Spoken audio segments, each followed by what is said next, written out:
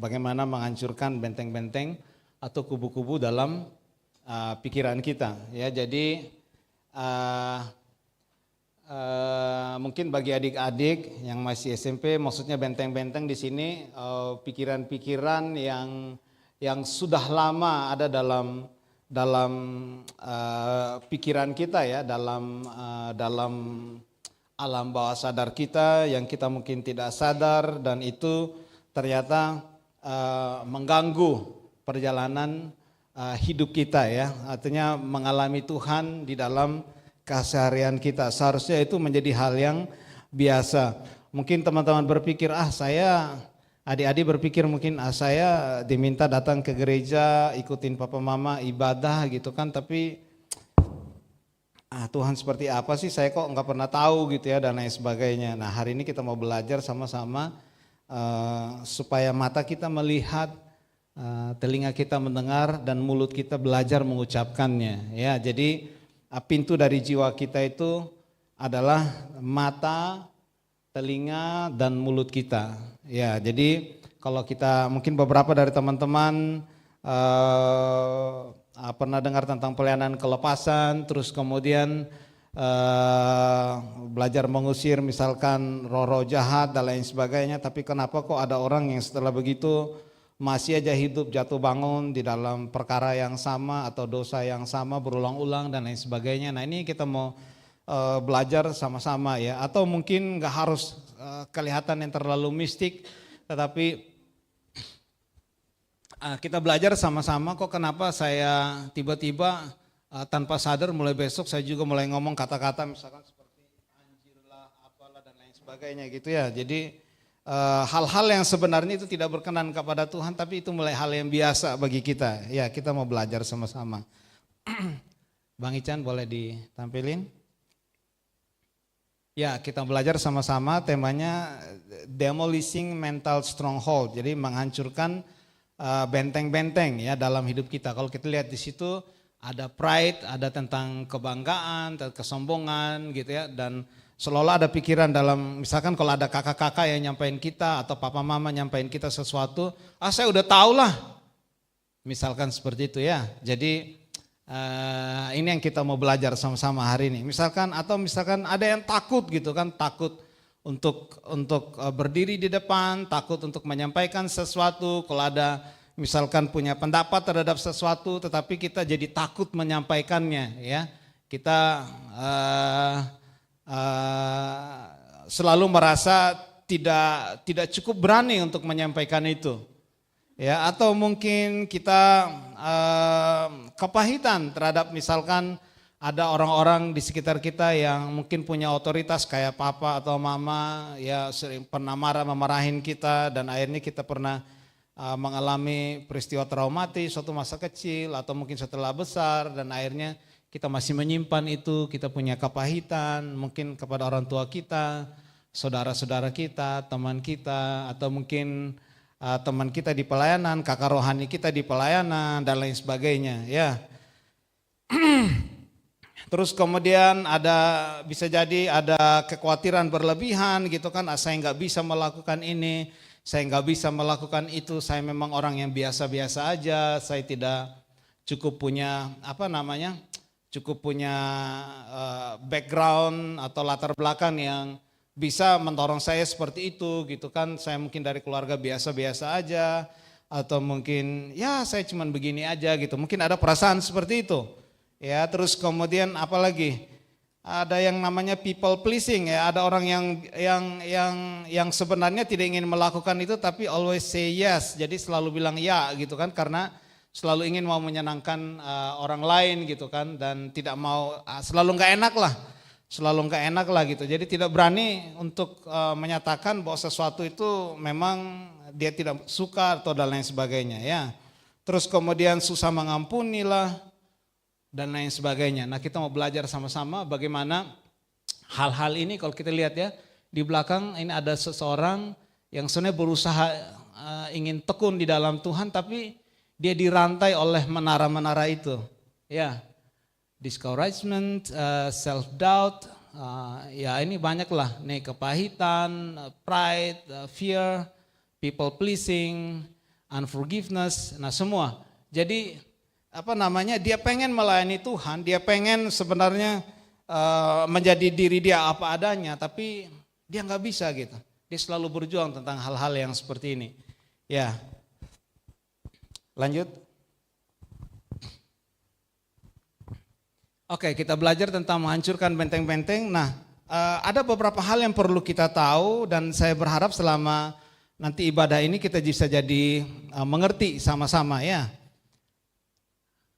Tetap di slide-nya.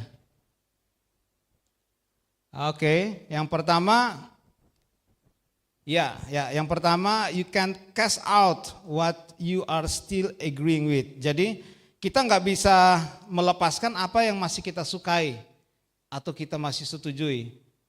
Jadi saya kasih contoh, misalkan yang sesuatu yang masih kita sukai itu pasti susah kita lepaskan. Misalkan kita Yehuda kan suka nonton film-film Cina gitu kan ya. Jadi kalau sudah sering, anak saya ini kan suka nonton film-film Cina ya. Apalagi yang ilmu-ilmu roh-roh itu kan.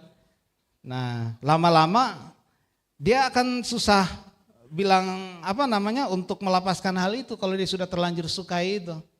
Apalagi dalam kehidupan kita gitu kan, sesuatu yang kita suka pastinya susah kita lepaskan, yang kita masih sukai. Ya, misalkan apalagi dengan teman-teman kita dan lain sebagainya, pasti susah kita lepaskan sesuatu yang kita sukai. Padahal sebenarnya tanpa sadar itu mengganggu kita dengan Tuhan sebenarnya. Ya, lanjut. Ya, secondly, our soul atau pikiran kita, thought is the real battlefield. Jadi dalam pikiran kita itu adalah tempat pertempuran sebenarnya antara Tuhan dan kuasa kegelapan. Ya, kita mau suka atau enggak suka, disitulah terjadi pertempuran itu sebenarnya dalam pikiran kita. Jadi lawan terbesar kita sebenarnya adalah diri kita sendiri gitu. Dalam pikiran kita, disitulah terjadi pertempuran sebenarnya antara yang benar dan yang enggak benar gitu ya dalam pikiran kita. Lanjut. Ya, we are not our thought but creation that created under the image of God. This is our identity. Jadi kita ini sebenarnya bukan apa yang kita pikirkan. Sekali lagi ya, kita bukan apa yang kita pikirkan. Misalkan ya saya memang begini, ya saya memang kulit saya begini, rambut saya begini, dan lain sebagainya. Bukan, kita bukan apa yang kita pikirkan, ya. Tapi kita adalah ciptaan dan kita diciptakan serupa dan segambar dengan Tuhan. Itu identitas kita. Amin. Ya, itu identitas kita. Ini penting sekali, ya. Jadi kita bukan apa pekerjaan kita, bukan apa pikiran kita, tapi kita adalah ciptaan Tuhan dan kita diciptakan segambar dan serupa dengan Tuhan. Itu yang harus kita tahu. Lanjut.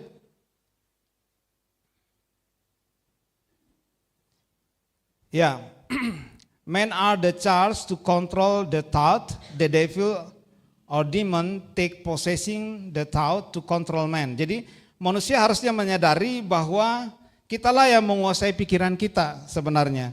Tetapi si jahat menguasai pikiran kita untuk mengontrol kita. Jadi cara si jahat mengontrol kita adalah dengan menguasai pikiran kita. Sekali lagi tadi kembali ya, pikiran kita adalah area pertempuran itu sesungguhnya. Ya, lanjut. Ya, a man cannot choose to stand free from God and devil. We are belonging either God or devil. Jadi manusia itu tidak bisa memilih. Saya hanya memilih Tuhan atau saya memilih si jahat gitu. Enggak bisa. Atau saya bisa memilih, saya bebas dari kedua-duanya. Enggak bisa gitu. Pada akhirnya kita harus tahu bahwa kita adalah milik salah satu di antaranya. Milik dari Tuhan atau milik dari si jahat sebenarnya. Ya, lanjut.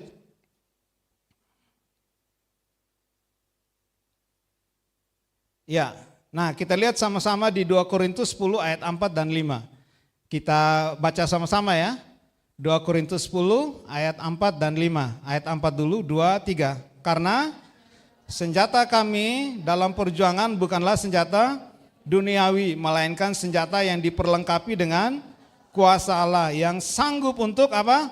Meruntuhkan benteng-benteng. Amin. Ayat yang kelima, kami mematahkan setiap siasat orang dan merubuhkan setiap kubu yang dibangun oleh keangkuhan manusia untuk menentang pengenalan akan Allah.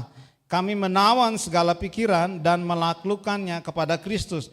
Nah, kalau kita pelajari baik-baik, renungkan baik-baik ayat ini, ya kita sebenarnya belajar mengerti gitu, bagaimana cara melawan atau menghancurkan kubu-kubu ini. Ini berbeda ya dengan roh jahat dan lain sebagainya. Ya, ini berbeda sekali. Nih ya, saya ulangi ya, 2 Korintus 10 ayat 4, karena senjata kami dalam perjuangan bukanlah senjata duniawi. Maksudnya kita tidak berantem secara duniawi gitu, berantem secara fisik. Enggak seperti itu ya. Tetapi katanya, melainkan senjata yang diperlengkapi dengan kuasa Allah yang sanggup untuk meruntuhkan benteng-benteng. Nah, ayat yang kelima lanjut, kami mematahkan setiap siasat orang dan merubuhkan setiap kubu. Kalau dalam terjemahan lain ini, siasat itu bukan hanya rencana, tapi imajinasi kita gitu. Imajinasi kita ya, dan merubuhkan setiap kubu yang dibangun oleh keangkuhan manusia. Jadi sesuatu yang diulang-ulang itu lama-lama menjadi benteng dalam imajinasi kita. Ya, kita bisa kami sanggup katanya, sanggup merubuhkannya ya, keangkuhan manusia dan menentang pengenalan akan Allah. Kami menawan segala pikiran dan menaklukkannya kepada Kristus. Nah, semua tentang apa yang kita akan pelajari sama-sama ya, yang kita sudah dengar sama-sama, ini datangnya dari 2 ayat ini ya. Ini adalah surat Paulus kepada jemaat di Korintus saat itu ya. Lanjut. Nah, apa itu stronghold atau benteng-benteng? Nah, ini saya coba pakai sedikit ilustrasinya seperti ini ya. Oke, jadi stronghold is a thought pattern in a place. Ya, jadi saya langsung aja ke bahasa Indonesia. Benteng-benteng adalah pola pikir, adalah tempat pengurungan, ya, confinement, ya, tempat pengurungan yang dibangun dalam pikiran kita. Nih ya, saya sampaikan lagi. Benteng-benteng adalah pola pikir atau tempat pengurungan yang dibangun dalam pikiran kita. Ya, pengurungan yang dibangun dalam pikiran kita, yang dikurung dalam pikiran kita, ya. Benteng ini dibangun oleh kebohongan, diperkuat melalui pengulangan dan diteguhkan oleh emosi melalui pengalaman. Nah, benteng ini dibangun oleh kebohongan. Nah, kalau saya lihat ilustrasinya, kalau teman-teman lihat di situ ada benteng kan, itu pintunya dimulai dengan kebohongan. Inilah yang si jahat sering sampaikan kepada kita gitu. Kebohongan, papamu memang begitu, mamamu memang begitu, hidup ini memang tidak mudah, ngapain lu ngoyo, ini pelajarannya sudah gini, mendingan gue ikut teman gue aja, nyontek dan lain sebagainya gitu. Jadi kita pikiran-pikiran kita disusupi dengan hal-hal yang penuh dengan kebohongan. Ya ngapain lu ikut Tuhan, lu bisa lihat Tuhan apa gitu. Ya kalau memang Tuhan itu ada, kenapa kemiskinan masih ada, kenapa peperangan masih ada? Kalau memang Tuhan itu menawarkan kedamaian, kenapa masih ada peperangan? Kenapa masih kita sering berantem dan lain sebagainya? Jadi disampaikan hal-hal yang penuh dengan kebohongan, itulah pintu masuknya. Jadi stronghold is a thought pattern, is a place of confinement built in our mind. It is built by lies. Jadi kebohongan ya, reinforced through repetition and strengthening by emotion through experience. Jadi diperkuat dengan dengan repetisi gitu. Kita akhirnya memikir sesuatu itu berulang-ulang, direpetisi. Kita katakan, saya memang begini, saya memang orangnya seperti ini dan lain sebagainya. Kita memperkatakan itu gitu. Sehingga akhirnya ketika kita mengalaminya, misalkan kita benar-benar disakitin oleh orang yang punya otoritas sama kita gitu kan, kita merasa tidak disetujui tentang apa yang kita mau dan lain sebagainya, akhirnya diteguhkan dengan emosi-emosi ketika kita mengalami pengalaman-pengalaman itu, pengalaman-pengalaman yang traumatis itu dalam kehidupan kita gitu. Jadi kita merasa bahwa seolah-olah itu menjadi benar gitu, terus menerus, akhirnya lama-lama biar aja itunya ya. Terus menerus seperti itu, lama-lama dia menjadi benteng. Jadi kira-kira dia menjadi benteng yang kokoh seperti ini. yang tanpa sadar ada dalam pikiran kita gitu, yang kita nggak sadari. Nah kalau kita lihat tadi yang sebelumnya itu disampaikan bahwa benteng-benteng itu adalah pola pikir, adalah tempat pengurungan gitu. Jadi dikurung. Makanya firman Tuhan juga katakan gitu kan tadi kalau kita baca sama-sama di ayat yang kelima katanya kami menawan segala pikiran dan menaklukkannya kepada Kristus gitu. Nah tadi di yang slide sebelumnya saya sampaikan kita bukan apa yang sebenarnya kita sedang pikirkan gitu. So we must kita harus hati-hati dengan apa yang sedang kita pikirkan. Think with what you are thinking gitu. Jadi berpikir tentang apa yang sebenarnya sedang kita pikirkan gitu. Karena tanpa sadar itu akan membangun tembok-tembok yang seperti ini, kubu-kubu yang seperti ini, yang lama-kelamaan menjadi benteng seperti ini gitu. Sesuatu yang terus kita pendam, sesuatu yang terus kita iakan dan lama-lama menjadi kuat seperti ini. Ya. Lanjut.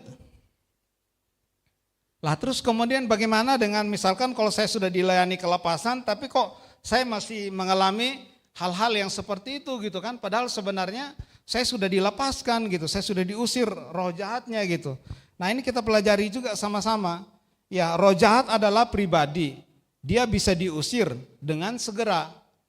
Ya, tapi tidak bisa dihancurkan. Nah benteng-benteng adalah tempat di mana roh jahat itu hidup. Jadi dia tidak hanya tinggal di situ, dia hidup di situ. Tetapi itu dapat dihancurkan gitu. Nah, dia dapat dihancurkan benteng-benteng itu, tapi dia butuh waktu tergantung seberapa kuat benteng-benteng itu telah ada dalam pikiran atau alam bawah sadar kita gitu ya. Tapi kalau roh jahat mah dia bisa langsung diusir, satu malam juga bisa aja diusir gitu. Tapi masalahnya ketika dia tinggal di benteng-benteng yang dia sudah bangun itu gitu, yang mempengaruhi dan yang yang merupakan bahasanya ya, yang sering merekomendasikan kita itu melakukan ini dan itu gitu tanpa sadar, yang mendorong kita berbuat A dan berbuat B itu sudah terlanjur ada dalam pikiran kita. Nah itu yang perlu kita hancurkan sama-sama. Nah setelah hancur tidak bisa hanya bebas seperti itu karena akarnya itu masih ada di dalam pikiran kita gitu. Nah akarnya itu yang harus kita lawan gitu, yang butuh ketaatan oleh waktu sampai itu kita benar-benar bebas dari hal-hal yang seperti itu, ya. Lanjut. Nah, bagaimana benteng-benteng ini bisa terbentuk di dalam hidup kita? Nah, masuknya itu melalui pintu jiwa kita, ya. Lanjut. Ya, pertama dimulai dengan mata. Misalkan kita melihat sesuatu, kita melihat nonton film yang sebenarnya tidak seharusnya, misalkan film yang ada yang telanjang lah, atau yang ada pornografinya lah, atau misalkan adik-adik yang masih SMP lihat orang yang sudah mulai ciuman lah dan lain sebagainya, itu masuk melalui mata kita.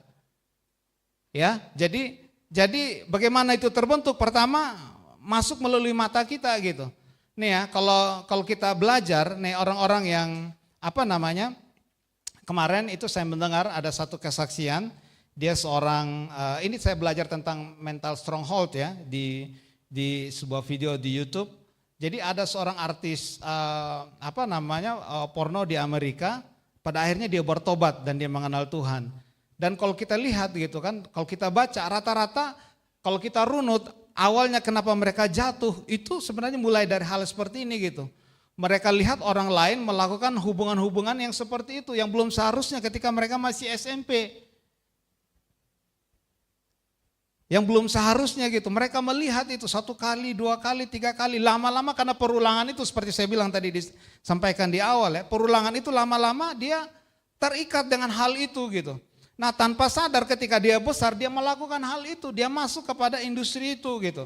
Jadi sebenarnya itu pintu masuknya pertama kali itu melalui mata kita dengan apa yang kita lihat gitu. Nah makanya kita harus hati-hati dengan mata kita sebenarnya. Apa yang kita tonton, apa yang kita lihat, kita harus hati-hati dengan itu. Ya. Terus yang kedua, lanjut. Telinga. Ya, jadi pintu jiwa kita yang kedua itu adalah melalui telinga kita. Apa yang kita dengar? Kita dimarahin ya, kita perkataan yang enggak benar gitu. Lama-lama kita merasa misalkan, kamu memang bodoh, kamu memang ini gitu dan lain sebagainya. Lama-lama kita berpikir, kita memang bodoh. Jadi melalui telinga gitu. Tadi melalui mata, yang kedua melalui apa? Telinga gitu, yang kita dengar. Musik yang kita dengar, lagu yang kita dengar dan lain sebagainya gitu kan. Kalau kita tidak hati-hati dengan lagu yang kita dengar, misalkan lagu itu mengajak kepada sesuatu yang gak benar, itu hati-hati gitu. Karena itu pintu dari jiwa kita.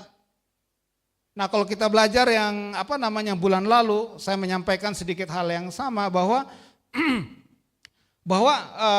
waktu roh kita terkonek dengan Tuhan, ya roh kita bisa tidak terkonek dengan Tuhan karena aktivitas-aktivitas dalam jiwa kita itu. Tadi, kalau kita mengizinkan apa yang kita lihat, yang kita dengar terus menerus seperti itu, lama-lama Roh Kudus kan roh yang sangat sensitif ya. Jadi dia akan mundur pelan-pelan dari hidup kita gitu. Lama-lama koneksi kita dengan Tuhan juga akan terputus di situ. Karena hal-hal yang seperti itu tadi ya. Terus yang ketiga, lanjut. Ya, dari mulut kita memperkatakan itu gitu. Terus apa yang kita lihat, apa yang kita dengar terus kita perkatakan gitu. Misalnya teman-teman nonton game gitu ya dan lain sebagainya. Teman-teman itu bilang gini, anjir lu gini lu dan lain sebagainya. Lama-lama suatu saat tanpa sadar kalian perkatakan juga hal yang seperti itu. Kenapa? Karena terbiasa dengan mendengarkan hal-hal yang seperti itu gitu. Jadi bagaimana itu terbentuk? Itu melalui 3 hal ini gitu. Dari mata kita, dari telinga kita, dan dari mulut kita. Terus kemudian kita alami itu dalam kehidupan kita gitu. Sehari-hari. Nah ini pintu-pintu masuk di mana benteng-benteng itu bisa terbentuk di dalam pikiran kita ya. Di dalam jiwa kita. Lanjut. Nah, bagaimana menghancurkannya? Nah, ada kalau kita baca sama-sama di Yohanes 8 ayat 32. Ya, lanjut. Ya, dan kamu akan mengetahui kebenaran dan kebenaran itu akan memerdekakan kamu. Nah, inilah satu-satunya cara kita bisa merdeka dari hal-hal yang seperti itu tadi, bebas daripada karena pikiran kita ditawan. Jadi kita bagaimana kita bisa bebas daripada itu, yaitu dengan kita harus mengkonsumsi yang benar gitu, kebenaran firman Tuhan, nggak ada cara yang lain. Lanjut. Ya, kenali dan lawan dengan firman Tuhan itu bukan pekerjaan semalam, itu adalah proyek ketaatan. Jadi kita harus belajar memiliki proyek ketaatan dalam hidup kita. Bagaimana menghancurkannya itu dengan mengenali pikiran-pikiran itu. Kemudian kita tangkap, firman Tuhan tadi bilang apa di Yohanes 2 Korintus 10 ayat 5, kami menawannya di dalam Kristus kan? Benar enggak? Coba tadi ya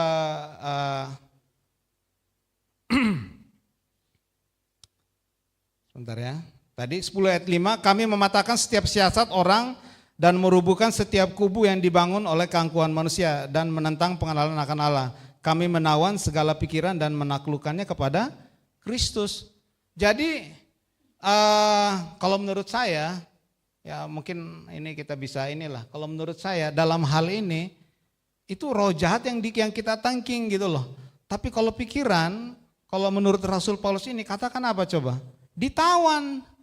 Jadi kita harus belajar kenali, misalkan ada pikiran yang masuk sama kita gitu kan. Nah kita harus belajar kenal itu, ini pikiran seperti apa, ini apa yang kita tonton dan lain sebagainya. Terus kita tangkap itu lalu kita tawan, kita katakan saya menawan engkau di dalam nama Yesus. Seperti itu, kita harus belajar menaklukkannya. Seperti itu, enggak ada cara lain, bukan ditangking. Nah makanya saya kan sering bepergian. Kalau kita masuk ke suatu negara, saya nggak bisa masuk ke negara misalkan ke Amerika tanpa visa, benar kan? Saya nggak akan bisa masuk tanpa visa. Kenapa kita nggak terapin juga dalam hidup kita? Pikiran-pikiran yang kita tonton kalau tanpa visa, yang nggak usah kita masukin dalam pikiran kita. Karena kita yang kontrol. Sebelum dia masuk, kita harus kontrol dulu. Siapa yang mau masuk ke dalam pikiran kita, itu yang kita izinkan. Amin. Itu kita harus belajar loh. Kita harus belajar apa yang kita tonton, yang kita dengar, yang kita baca, yang kita ucapkan, itu kita harus filter. Amin.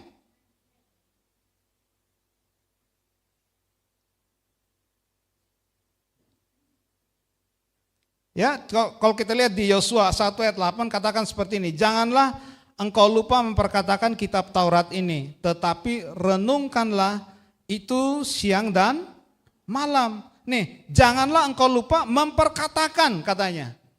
Jadi Tuhan tahu betul bahwa pintu dari jiwa itu juga ada mulut.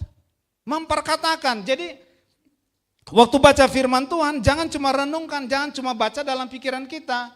Kita harus belajar memperkatakannya, ngomong. Misalkan janganlah lupa memperkatakan firman ini gitu. Jadi kita harus sampaikan kepada diri kita sendiri, memperkatakannya dan merenungkannya. Apa katanya? Siang dan malam di Yosua 1 ayat 8, supaya engkau bertindak hati-hati sesuai dengan segala yang tertulis di dalamnya, sebab dengan demikian perjalananmu akan berhasil dan engkau akan beruntung. Tapi dengan tegas Tuhan katakan apa?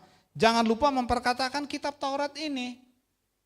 Karena pintu dari jiwa tadi kita itu apa tadi? Saya bilang mata, telinga dan mulut kita. Kita harus belajar itu. Jadi kita harus hati-hati dengan makanan yang kita berikan terhadap jiwa kita. Ini penting loh. Ini penting sekali. Misalkan apa lagi ya? Ini harusnya jadi alasan bagi kita, saya sekolah di mana itu penting.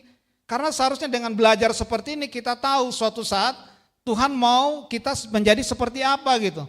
Itu yang memutuskan kita mau sekolah seperti apa. Itu yang membuat kita bisa memilih teman kita, bisa memilih apa yang kita tonton, yang kita dengar, yang kita baca dan lain sebagainya. Ya. Lanjut. Nah, bagaimana mencegah supaya benteng-benteng ini terbentuk? Ya. Lanjut. Nah, yang pertama kita harus kenali pikiran yang datang ini, yang masuk ini benar enggak? Kalau enggak benar ya kita harus lawan dengan firman Tuhan. Lanjut. Kita harus segera lawan dengan firman Tuhan. Nah, makanya betapa pentingnya kita merenungkan firman Tuhan itu setiap hari. Karena misalkan kalau pikirannya tentang hal yang lain, kita lawan dengan firman Tuhan yang enggak match dengan itu, yang enggak kena dia. Amin. Ya kita harus belajar firman Tuhan setiap hari. Terus kemudian lanjut. Nah, baru kita tawan. Saya tawan pikiran ini di dalam nama Yesus, di bawah kaki Kristus. Jadi seperti itu. Memang begitu cara kerjanya. Karena ingat tadi identitas kita. Kita ini adalah ciptaan Tuhan yang serupa dan segambar dengan Kristus, dengan Tuhan. Kita bukan apa yang kita pikirin, hati-hati. Kita bukan apa yang kita pikirin. Lanjut. Nah, bagaimana melayani orang yang dibelenggu ya dengan benteng-benteng ini ya. Yang pertama, lanjut kita identifikasi dulu ini dia kategorinya lemah atau kuat. Saya pernah melayani orang yang seperti ini, yang jatuh bangun dalam dosa yang sama. Pada akhirnya saya sadari gitu kan, setelah pelepasan bahwa tidak cukup seperti itu. Memang harus seperti pelayanannya harus terus berlanjut gitu sampai dia benar-benar menang, sampai dia benar-benar mandiri. Ya, sampai dia benar-benar mandiri untuk memenangkan diri dia sendiri untuk keluar daripada jebakan-jebakan yang ada dalam pikiran dia. Ya, lanjut. Ya, kita layani pelepasan. Lanjut. Nah, jika terlalu kuat dibutuhkan pendampingan secara mandiri. Jadi kalau orang itu setelah kita share dengan dia share dengan kita, dia udah berulang-ulang kali, lingkungannya juga di situ dan lain sebagainya. Nah itu kita harus perlu lakukan pelayanan tidak cukup cuma sekali gitu. Bila perlu kita keluarkan dia dari lingkungan yang seperti itu. Karena kalau enggak dia akan kembali lagi. Jatuh dalam hal-hal yang seperti itu. Ya. Oke, ini yang terakhir. Nah, saya ingatkan lagi yang terakhir. Nah, bagaimana menghancurkan benteng-benteng tadi? Yang pertama, seperti yang di awal tadi, di slide yang pertama, kita harus tahu ya bahwa yang kita masih sukai pasti tidak bisa dilepaskan. Nah, supaya cinta kita berubah, ya kita harus bertemu dengan Tuhan, itu satu-satunya. Kalau enggak, ya sekedar hanya itu hanya sambil lalu aja dalam hidup kita. Ya, terus yang kedua, lanjut. Ya, pikiran kita adalah tempat pertempuran yang sebenarnya, yang tadi ya. Lanjut. Ya, kita bukan apa yang kita pikirkan, melainkan ciptaan yang serupa dengan Tuhan, itulah identitas kita. Nah, disinilah yang iblis mulai mau hancurkan ya dalam hidup kita, bahwa kita ini adalah apa yang dia mau kita jadi seperti itu gitu. Padahal sebenarnya kita adalah, identitas kita adalah anak-anak Tuhan. Amin. Ya, lanjut. Ya, manusia harusnya menguasai pikirannya. Ya, si jahat menguasai pikiran manusia itu untuk mengontrol manusia. Lanjut. Ya, manusia tidak bisa memilih tadi ya. Faktanya kita harus memilih antara Tuhan atau si jahat. Hanya itu aja. Lanjut. Ya, benteng-benteng adalah pola pikir, adalah tempat pengurungan yang dibangun dalam pikiran kita. Dibangun oleh kebohongan. Ingat ya. Kita ditawarkan dengan kebohongan, terus kemudian ada repetisi, pengulangan terus-menerus, terus kemudian kita diteguhkan dengan emosi yang terjadi ketika kita mengalami hal-hal yang seperti itu. Jadi dibangun dari kebohongan, oleh pengulangan dan pengalaman-pengalaman traumatis itu. Ya, lanjut. Ya, itu aja teman-teman yang saya ingin bagikan. Jadi sekali lagi, kita bukan apa yang kita pikirkan. Ya, kalau misalkan bapak mama kita, ya, atau misal kakak rohani kita menyampaikan sesuatu, misalnya kita menentang itu hal yang wajar karena mungkin ada sesuatu yang kuat di dalam hidup kita, dalam pikiran kita, ya, dalam hidup kita yang perlu kita segera hancurkan. Harusnya ketika kita hadirat Tuhan itu sesuatu yang harusnya kita rindukan setiap hari. Harusnya sesuatu yang sesuatu yang menghanguskan kita, kata Daud ya, sesuatu yang kalau kita nggak renungkan firman Tuhan itu sesuatu yang harusnya mengganggu hari-hari kita. Ya, kalau kita tidak mengalami hadirat Tuhan, harusnya sesuatu yang mestinya mengganggu hari-hari kita. Nah, kalau kita sudah tidak mengalami itu, artinya ada sesuatu yang lain yang dalam pikiran kita yang mendominasi kita. Apa yang menarik perhatian kita, kita ditarik olehnya. Itu faktanya. Ya, sekali lagi ya, apa yang menarik perhatian kita, yang sedang menarik perhatian kita, sebenarnya itulah yang menarik kita. Jadi kalau Tuhan yang menarik perhatian kita, harusnya Tuhanlah yang menarik kita. Tapi kalau ada sesuatu yang lain yang menarik kita, artinya itulah yang sedang kita tanpa sadar kita perhatikan. Itulah yang tanpa sadar kita sedang ingini gitu. Dan sesuatu yang kita sukai itu pasti susah dilepaskan. Nah, kita harus belajar mengenali itu dalam hidup kita. Amin. Mari kita datang sama Tuhan.